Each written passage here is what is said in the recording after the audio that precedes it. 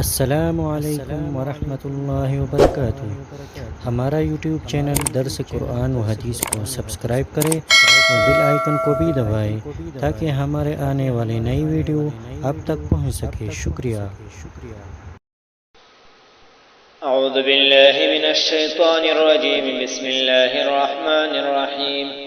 الذي جعل لكم الارض فراشا والسماء بناء، صدق اللہ العظیم۔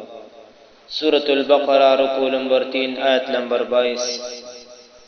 الذی جعل لکم الارض فراشا، جس نے بنایا تمہارے واسطے زمین کو بچھونا، والسماء بناء، اور آسمان کو چھت، وانزل من السماء ماء، اور اتارا آسمان سے پانی، فاخرج به من الثمرات، پھر نکالا اس سے میوے، رزقا لکم، تمہارے کھانے کے واسطے، فلا تجعلوا للہ اندادا، پس تم نہ ٹھہراؤ کسی کو اللہ کے مقابل شریک، وانتم تعلمون، اور تم تو جانتے ہو۔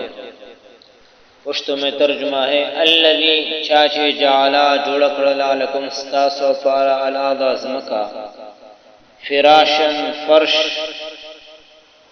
والسماء آسمان، بنان چھت، وانزل، اور آخکت کڑلا من السماء دا آسمان نمان ابو، فاخرج بیراوی السلی بھی داغی بزری سرا من الثمرات دمیونا، رزق لکم تاس تپارا، فلا تجعلوا للہ، پس مجوڑو تاسو اللہ لپارا اندادا شریکان، وانتم او تاسو تعلمون پی گئے۔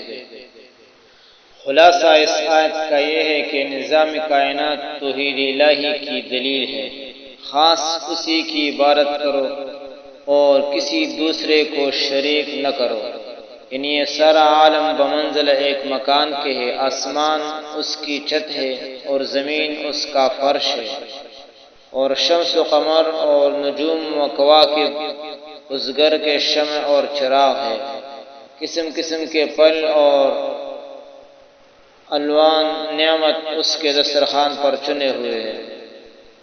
عالم کے تمام شجر و حجر اور تمام چرند و پرند انسان کی خدمت کے لیے حاضر اور مسخر ہے، اور یہ مکان اس کے رہنے کے لیے ہے۔ پس جس خدا نے یہ تمام نعمتیں پیدا کی وہی قابل پرستش ہے، جب ان نعمتوں کے پیدا کرنے میں اس کا کوئی شریک نہیں، تو اس کی عبادت اور بندگی میں دوسروں کو کیوں شریک کرتے ہو؟